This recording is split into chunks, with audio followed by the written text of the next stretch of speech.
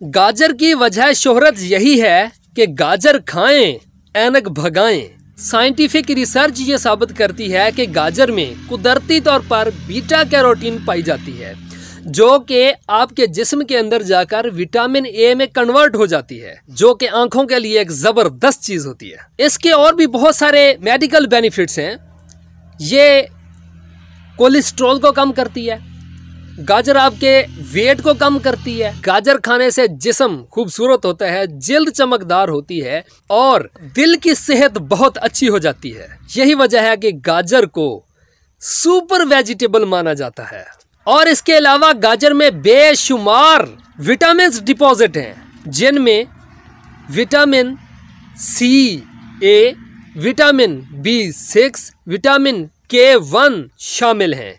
और इसके अलावा बायोटीन और पोटाशियम भी वाफर मिकदार में इसमें पाई जाती है, जो कि आपके दिल के लिए बहुत अच्छी होती है।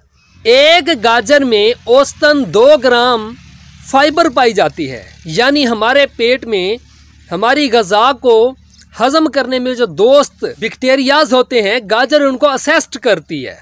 लफ्ज़े कैरेट इंडो यूरोपियन वर्ड कर से निकला है, KER, कर।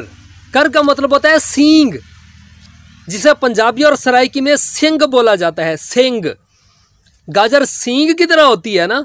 गाजर में नेचुरल शुगर भी पाई जाती है, जिसमें सुक्रोज, ग्लूकोज, फ्रुक्टोज और ज़ाइलोज शामिल हैं।